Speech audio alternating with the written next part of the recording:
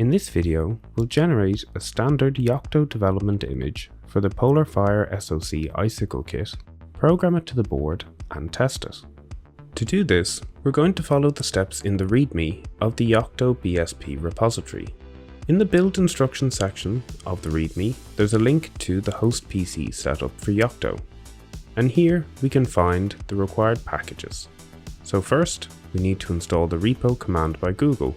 We can copy and paste the commands from the installing repo instructions into a terminal to execute them.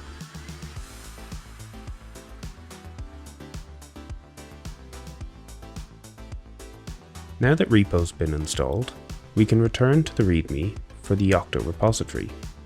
And now we can install the required packages for the build host from the Yocto project reference manual.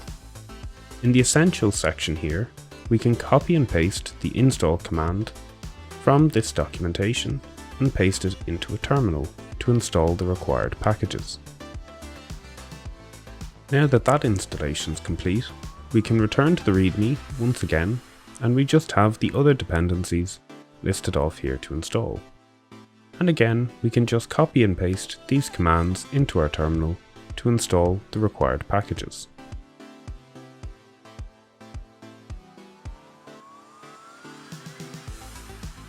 Now that we've installed all of the required packages, we can return to the build instructions section of the README. And now we can start by creating our workspace. For this example, we're going to create a workspace in Home, Work and Yocto. So let's make sure that we've a terminal open in this directory now. The first thing we need to do is make a Yocto dev directory and change into it, and then initialize our repository from that directory.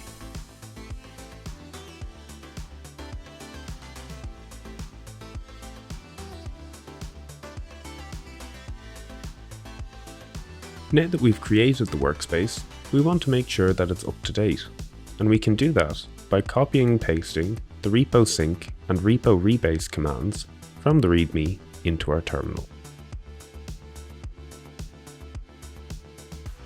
Now that the sync and rebase commands have completed successfully, we can set up the bitbake environment by copying the command shown here from the README into our terminal and running it.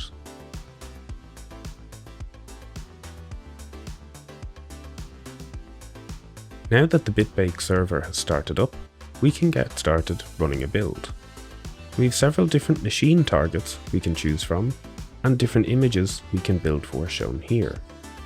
In this example, let's use the default machine of an Icicle kit, and we're going to build the MPFS dev CLI image. So let's copy and paste the bitbake command into our terminal now.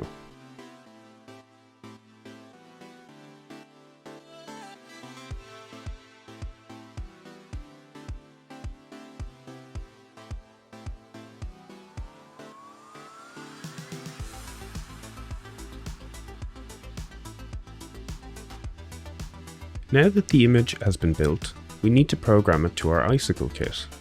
To do this, we need a terminal connected to MMUART0 to communicate with the HSS. To do this, we'll use PuTTY, but you can use any terminal emulator you would like.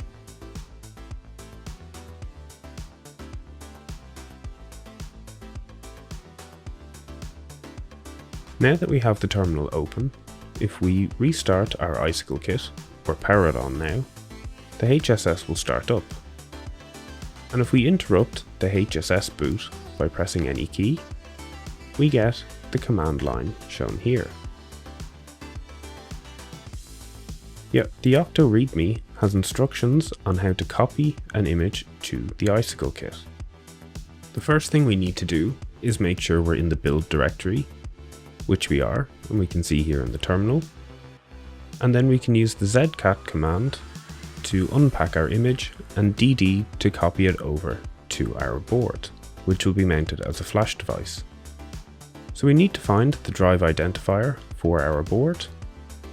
To find the drive identifier for the Icicle kit, let's get a list of the current drives connected to my PC by doing an ls of /dev/sd and I have dev SDC connected currently.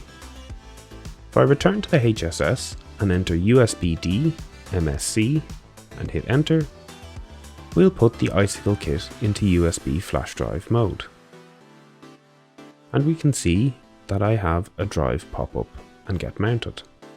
So if I do an ls of dev SD once again, we now see dev SDA and several other drives have also been connected.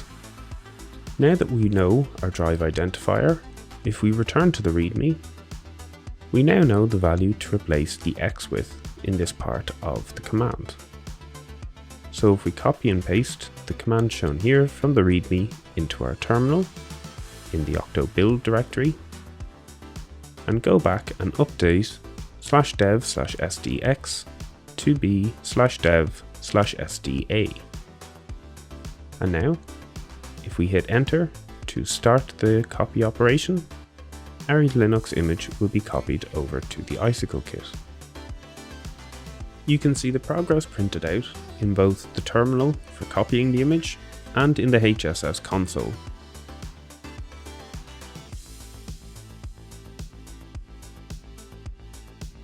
Now that the image has been copied to the board, let's open up a second terminal and connect it up to MSS UART1 to view our Linux messages.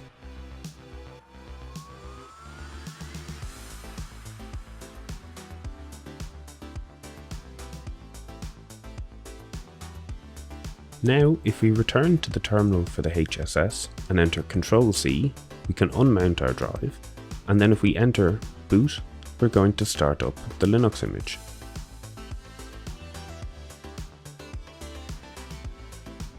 If you get some MUSB errors, like the ones shown here, you can disconnect the micro USB cable connected to J16 to get the errors to stop.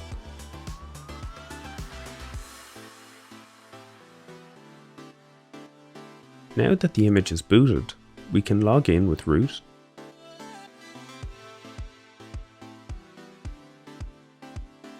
and then let's change into the home directory using cd/home.